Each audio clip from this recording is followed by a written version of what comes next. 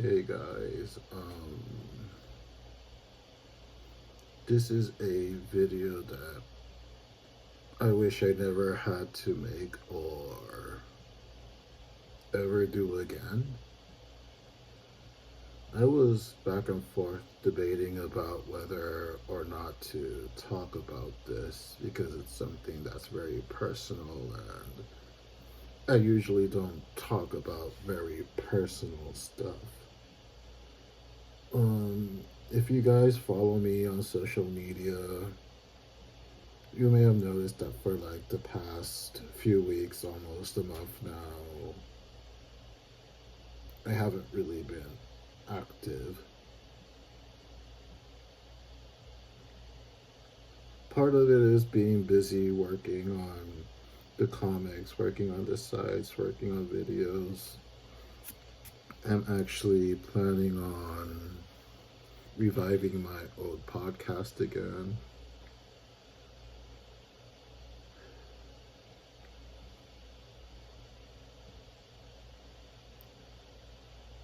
Well, the reason I've been kind of offish on social media and not really talking to people, um, last month, like towards the end of August, my girlfriend's mother fell ill all of a sudden.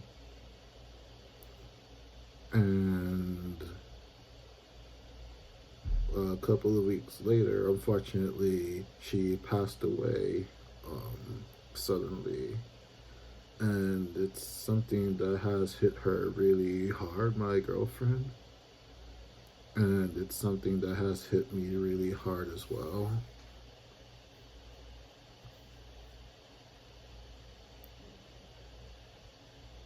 Like, I had a pretty close relationship to her. I mean, I actually spoke more to her than my own mother. Not that my mother and I have a bad relationship or anything. It's just even when I was being raised by her, communication really wasn't a strong point between us.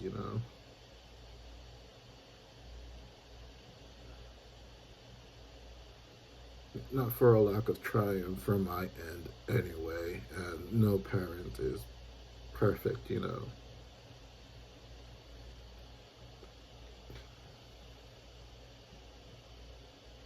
So for the past month, my girlfriend had flown down to Puerto Rico to kind of, take care of her house because the plan was that she was just going to go down there and just maintain the place until she got out of the hospital. We were all assuming that she was going to get better, and she didn't, you know. And I really struggled trying to think if I should put this as part of these videos.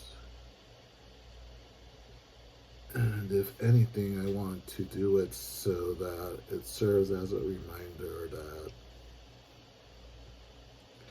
life is very fickle. You really don't know what's going to happen tomorrow. So it's always good to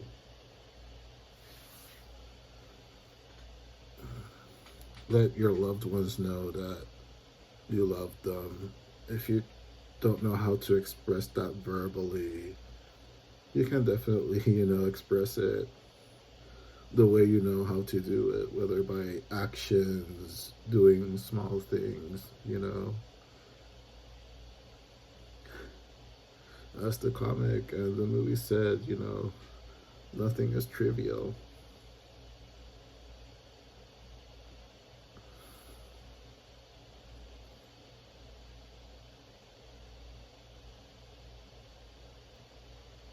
It's just surreal because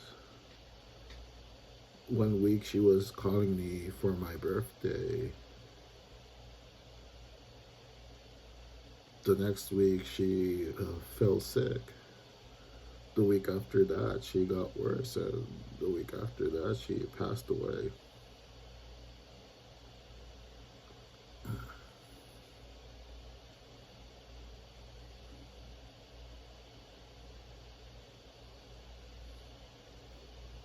Like our last conversation was she was looking forward to calling me again to help her fix her laptop. I mean, like anytime she had any technical difficulty, whether it be like a tablet, her laptop, Chromecast, and stuff like that, she would call me for help.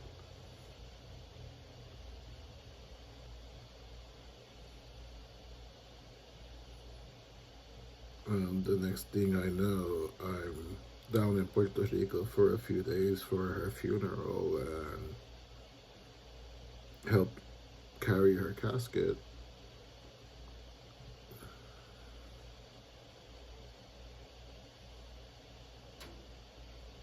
Life is very fickle.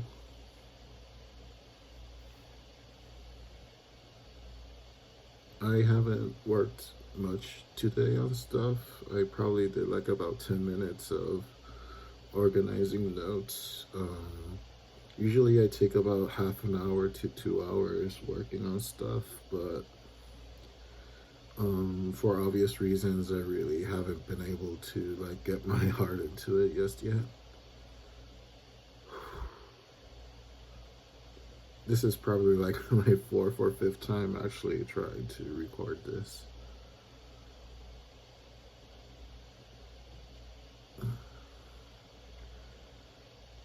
So, my girlfriend will be arriving tomorrow. She will be arriving with cats she had when she was younger. Her mother was taking care of the cats while she moved to New York and whatnot. The cats already know me, like from when we were dating way back when. So at least it's not like they're going to be with strangers or be split up or anything. And luckily, we moved into a pet friendly building, so that's not going to be a problem. So I've been mostly just setting the apartment around so it can be cat friendly, so they won't get harmed by anything that may be lying around or whatnot, and make it as comfortable for them to be here and to adapt to their new surroundings. They are senior cats now. The oldest is 16 years old and the youngest is 13. It's two cats, a male and a female. So they will be arriving tomorrow, and yeah.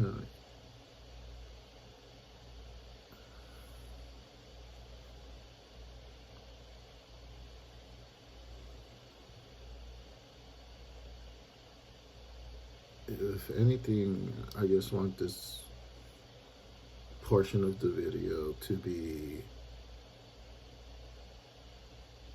kind of a warning to just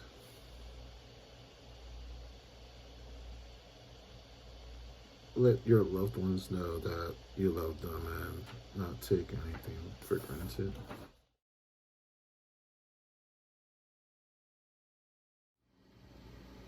As you can see, the cats and my girlfriend arrived safely today. I went to the airport to help bring the cats over. This is the eldest cat, Fiona. She is 16 years young, and as you can see, she's already making herself comfortable and just doing cat things right now.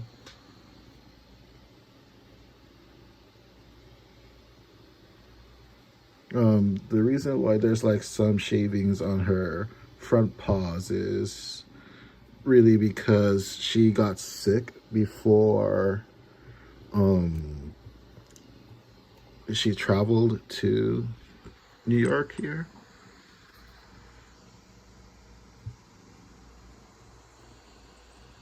She's checking out the laptop.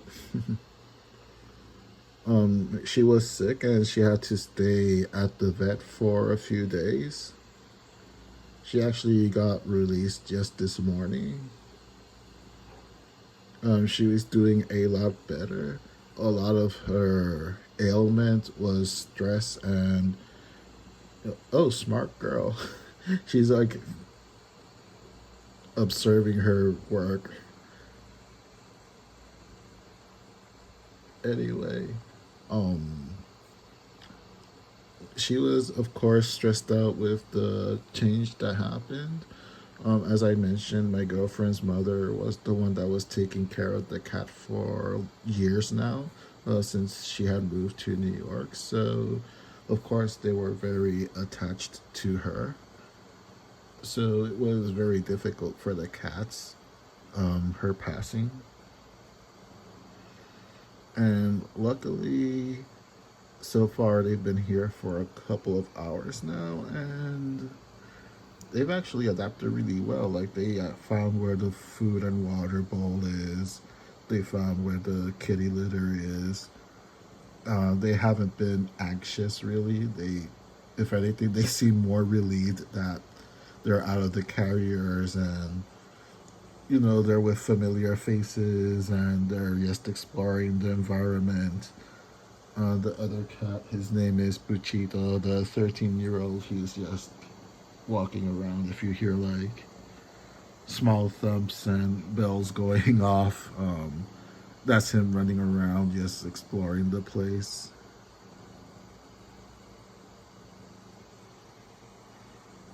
So yeah, they are here, and I am guessing that she is going to be my editor on Hell Beneath You. So I'm just going to work on some stuff if this little Missy lets me. If I have the chance, I'll introduce you guys to Buchito as well. He is a tuxedo cat, actually, which is kind of strange because tuxedo cats, for some reason, before saying tuxedo cat, I have to like do a step back because I almost say tuxedo mask all the time, which I guess is kind of fitting. If anyone wants to do a tuxedo mask, tuxedo cat illustration, please tag me in it so I can see it as well.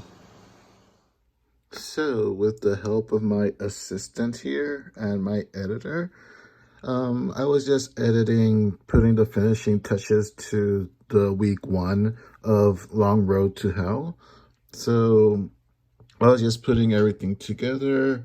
It just finished exporting. I have, of course, the headphones on because, as I said before, when the XP monitor is connected to the laptop, the speakers don't work. So I have to either put on the headphones or use an external speaker. Since I do this mostly at night, I tend to use the headphones. This is actually the video already processed. Just wanted to like kind of show it off a little bit. Of course, that's part of the teaser trailer that I used as the intro for the video itself.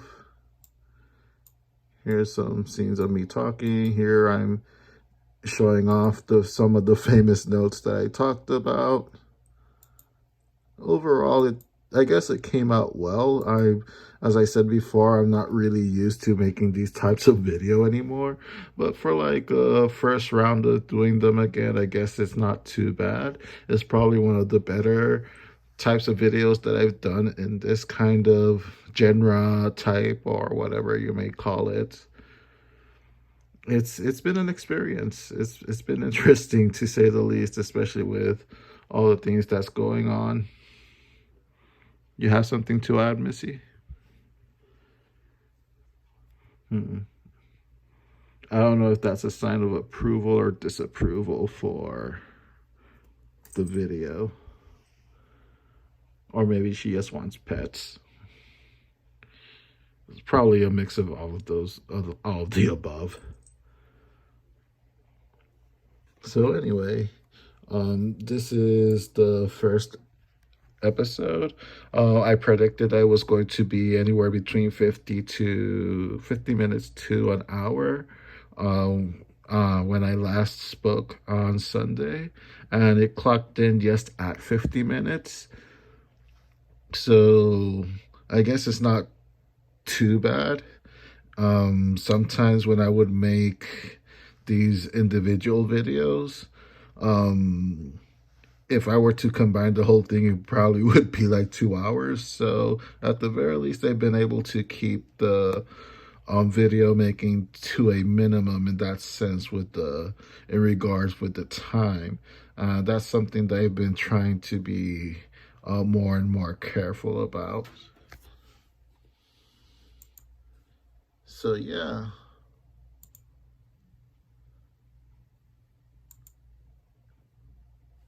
Just trying to, there we go. Again, you can just look at the whole timeline here on the iMovie. As I mentioned before, this is where I do pretty much all my video editing now. Before, I would used to use a program called VideoPad, which was actually pretty good. I believe it still works on my Asus laptop, which is Windows 10. But ever since the latest updates for like the last 2 years, maybe year and a half on the MacBook, VideoPad unfortunately doesn't work on it anymore because it's considered a legacy software. So you can just see, like, again, like kind of like my little process of mixing the images with videos and the original music I made at that website that I showed in the previous episode. I've been playing around a lot with the titles and transitions and whatnot. Hopefully it won't be a boring episode, and I hope you find any kind of value in this whole thing that I'm doing.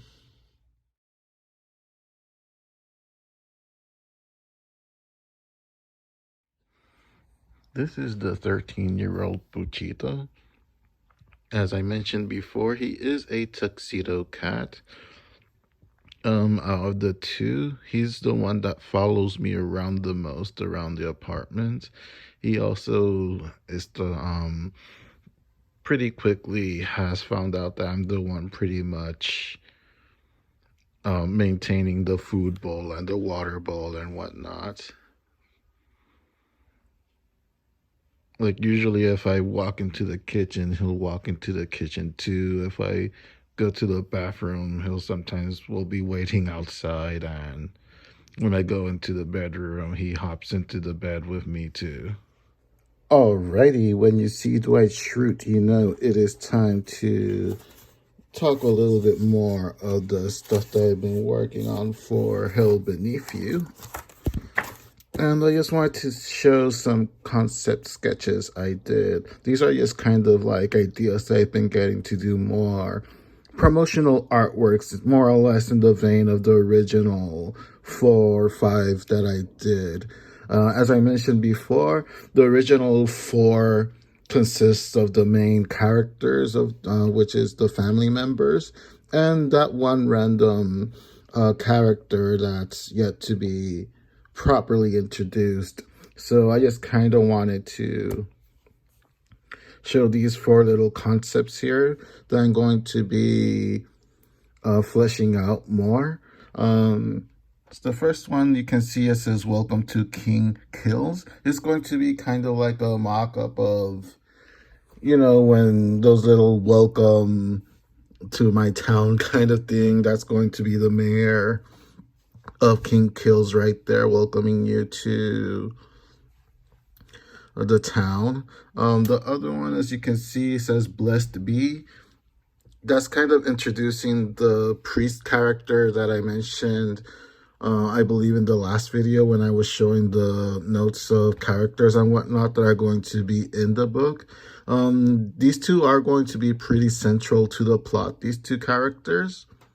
So I kind of wanted to give a little bit of a spotlight to those two when I resume doing the other promotional artwork for it. And in the bottom, it's a bit more vague who these two are. To give a little bit of context, if you can't really tell from the rough sketches, this one is somebody looking into their own reflection in a river. And this one is one solitary guy sitting down on a bench. These two characters don't have that much airtime, so to speak, but their actions do affect a lot of the story, especially this character right here. This is probably one of my favorite characters that I'm kind of like developing in my mind, how things are going to move and push forward in the story and whatnot, and especially towards the end of the story as well. For some reason, it's always been kind of easier for me to think of promotional material for comics and such. It just, as soon as the story pops into my mind, like the promotional material pops into my mind as well, and I actually get pretty much as excited to do these promo images as much as I do the comic itself as well, because I've always been a fan of the old school movie posters. Even when I was little, I really enjoyed the paintings when it used to be a lot of paintings. So of course I'm a huge Drew Struzan fan.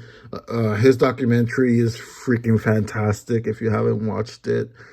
So I kind of like to do similar things for the comics that I'm working on, to kind of have like that almost cinematic appeal to them, and that wink to that era where movies and VHS box art and promotional material used to be a lot of artwork and paintings. So that's kind of like what I want to do in a sense with these promotional material as well.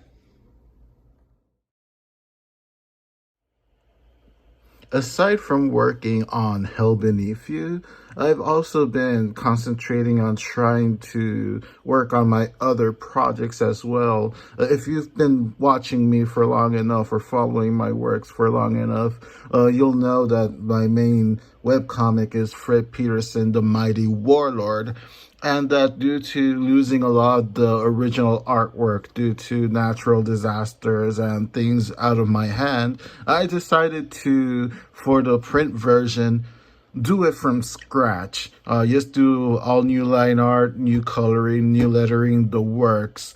I'm going to be taking it one storyline at a time. If it does well, I'll keep doing more. Right now I am working on the book one prologue. If you've read the comic, you'll probably recognize this page. I'm really taking my time on it because, as I mentioned before, I do have a shoulder injury that has been affecting me for quite a while now. And ever since I got COVID in April, for those who don't know, I got COVID in April, and I really haven't been quite the same since physically. You know, a lot of injuries kind of came back after COVID. My body did get pretty weak. So I'm trying to get stronger again. I already scheduled my physical therapy for a couple of weeks now. Or rather, I scheduled the physical therapies for a couple of weeks from now. Hopefully that will help, and I'll be able to avoid surgery on my arm, because it is the tendon that connects from the shoulder to my bicep. And also, since I've been overcompensating with my left arm, actually my left arm is pretty banged up too now, my left shoulder. Funny thing is that for, I don't know if I mentioned it before, but with my artwork and for writing, I do everything right-handed, but for almost everything else, I do it left-handed. I was one of those kids that kind of sort of started out doing stuff left-handed, but my parents forced me to be more right-handed. So in a weird way, I'm a little more ambidextrous, or however it's called. I'm probably butchering the word ambidextrous. Anyway, so I can use both hands pretty well, though I use my left hand is almost a bit more my dominant hand in a way. And when I was at SVA, when I was taking Phil Jimenez, yes, that Phil Jimenez, if you know, you know. When I was taking his art class, whenever we would do the challenge of drawing with our non-dominant hand, he would actually say that for whatever reason, or that he suspected the reasons why.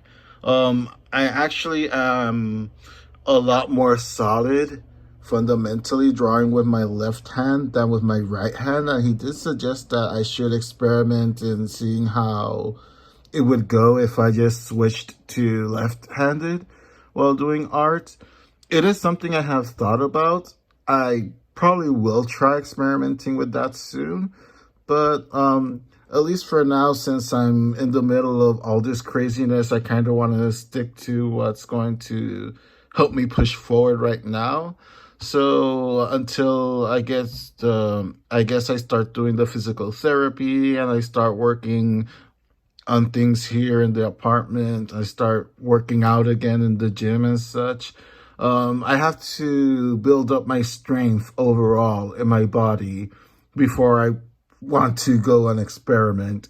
So anyway, this here is a page from the remake of the prologue, and this is the line art for the webcomic for chapter 27, page 7. It's not complete yet. It's almost there. I'm just like adding the small details. Maybe I'll add a background here and there. And of course, afterwards, it'll be colored and lettered as well. For those who have been reading, the chapter has been starting off with Jane and her mother kind of having a moment. And here, of course, is Nevermind. The reason why I'm doing the remake also of Nevermind for the same reasons as Warlord. I lost all the artwork to the originals, so I'm remaking them. So what I do is that I kind of put the original strip there. Then I just kind of go ahead and do the...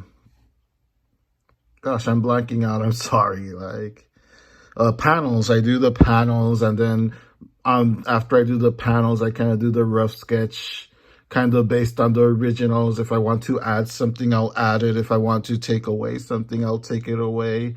I did the original 12 strips already. It's actually did pretty well when I put it up for sale on Indie Planet.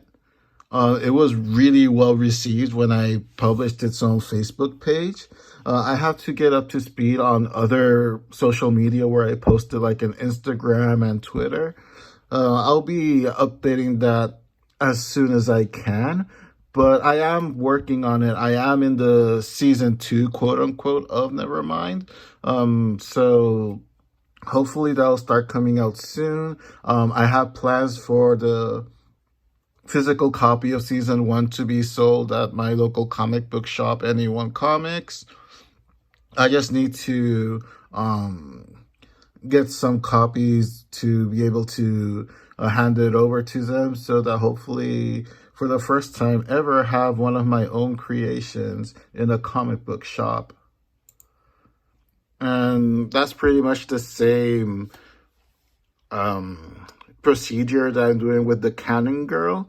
I just put the original strip in the background. I make it invisible, and also, if I want to compare, I'll just lower the opacity like that. I basically draw over it and make sure that it's as close to the original as possible while doing it in a more modern, updated version. Because again, The Cannon Girl is another one of those strips that I lost all the original artwork. And as you can see here, also Wepamani Wepito, the Spanish language uh, satire strip that I do. Again, it's essentially the same format, same procedure as the others. Put the original there, lower the opacity, draw over it, and add or subtract as I need from depending on how the story is going. Originally, this one strip in particular was in black and white because with Wepamani Wepito, I always kind of experimented with it. So some were like in black and white, others were like in crazy filters. I'm going to try to keep it more consistent this time around. Just so I can have like this nice finished look to it. And when I decide to do something more experimental, it'll probably be something completely new and crazy and wild. So there you have it. These are like some of the other things that I'm working on, at least that I can show you and that I can talk about while I'm working on Hell Beneath You.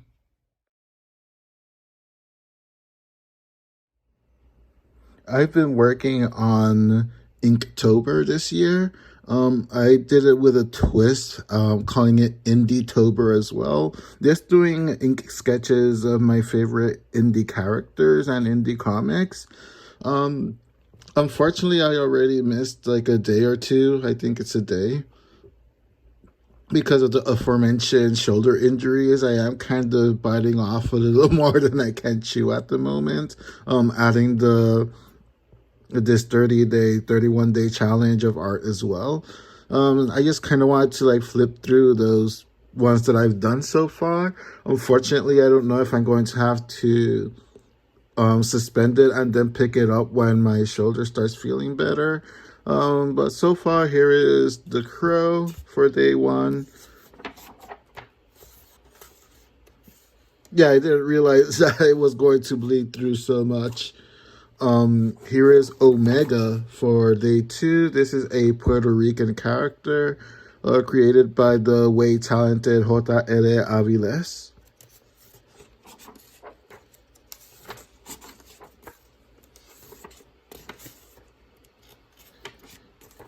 And here is day three, Usagi Jojimbo. It got a little messed up because I actually dropped the sketchbook afterwards again because of my shoulder problems.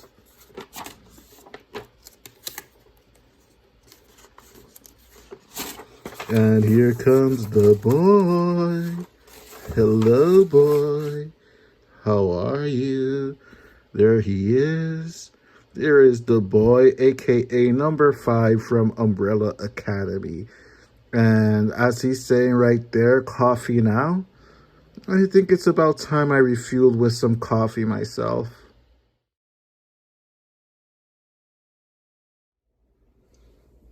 So I'm taking a small break from Hell Beneath You, at least for today, because I really want to, get to work on some of the other things that I need to get up to speed with, like the Warlord webcomic and whatnot. So here are a couple of pages that I did as rough sketches for the next few pages.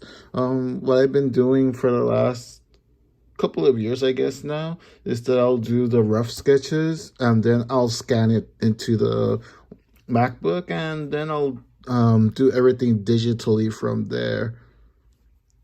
And as a fun little aside, this is actually the planner that I had from last year.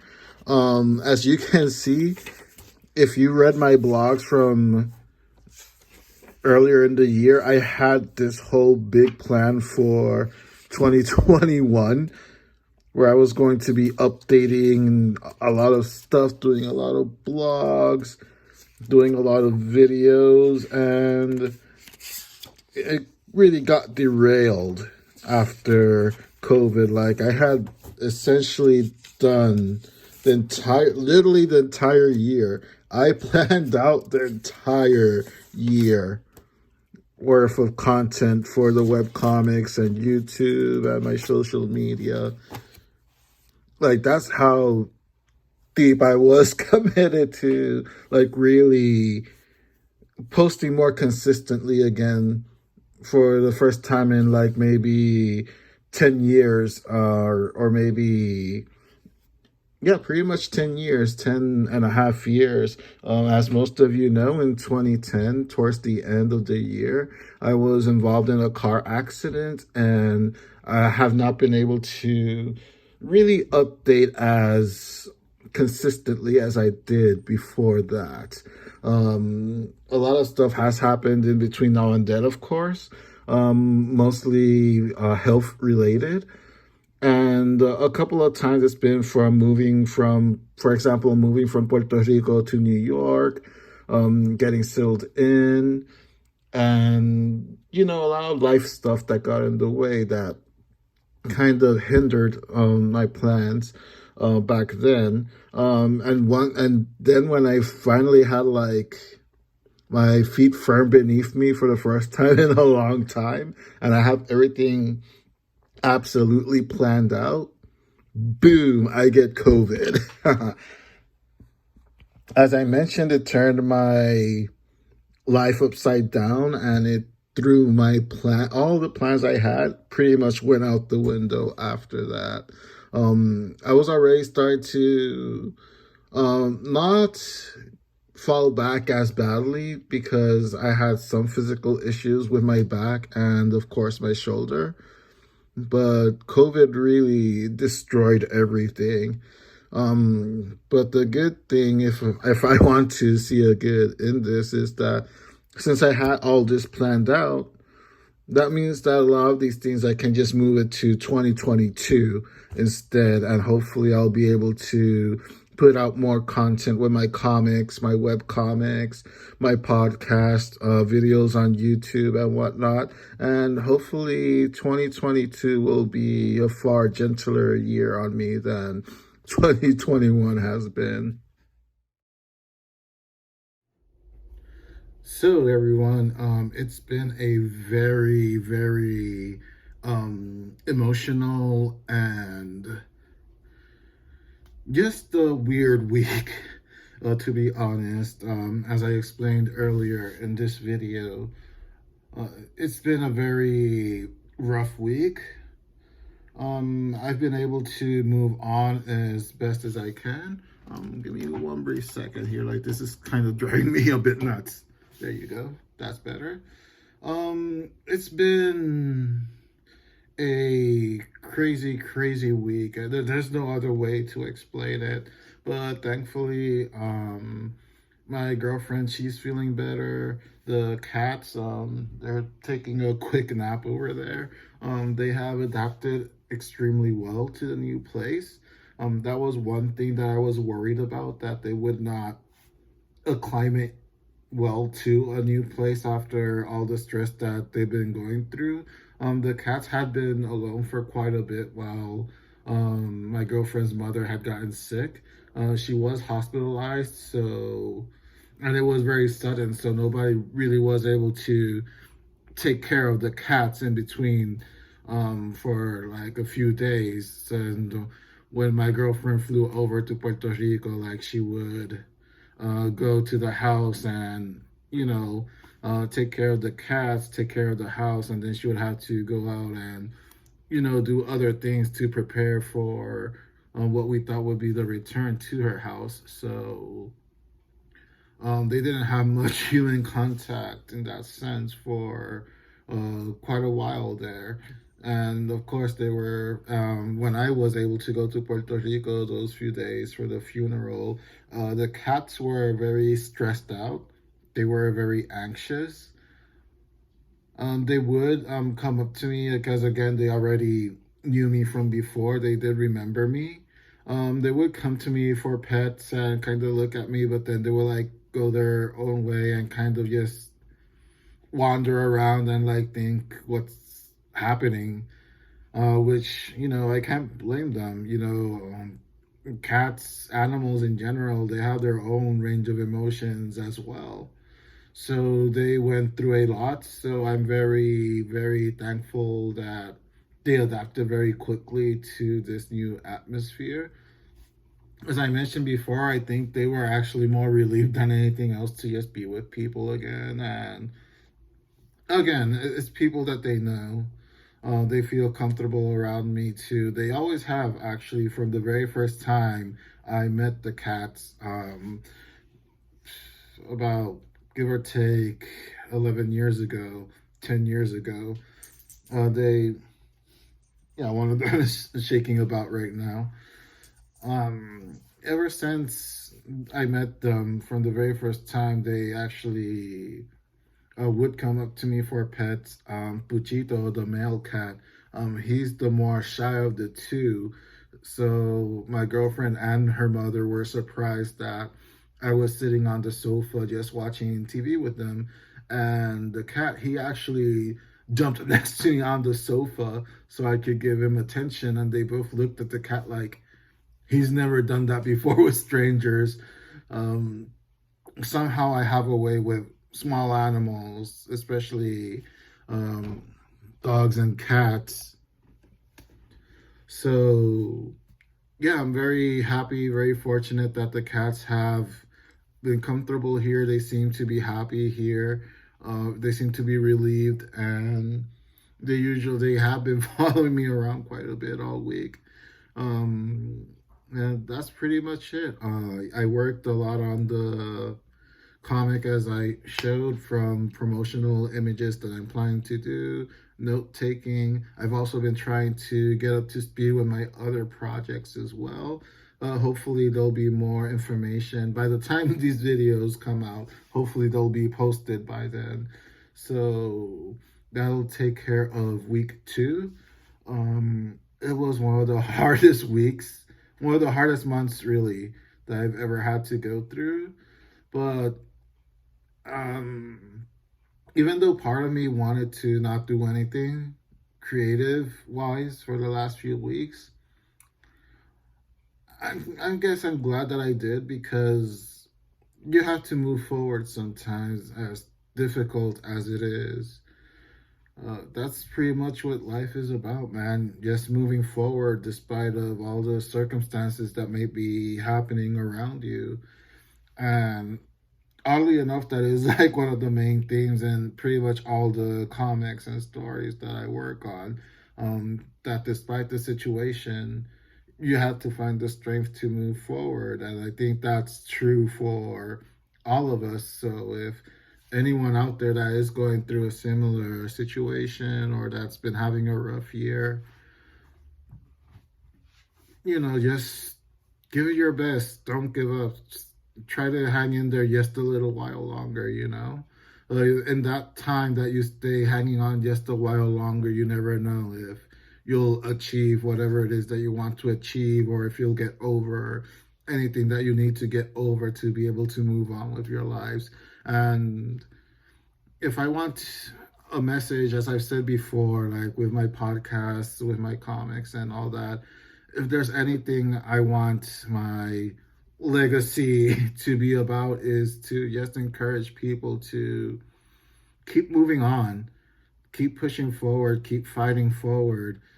You don't know what's going to come tomorrow, but you do know what you're going to do in the now, and you do know what happened before. You do know what's come behind you, so you can use that to move forward as well. So that's going to be all for this week. I wouldn't say it was a flawless victory, because again, like, it's been a lot of pain physically on my shoulder, and also, like, all the emotional turmoil and changes, but to hell with it. Week 2 was a flawless victory, and I hope for a flawless victory for all of you watching as well.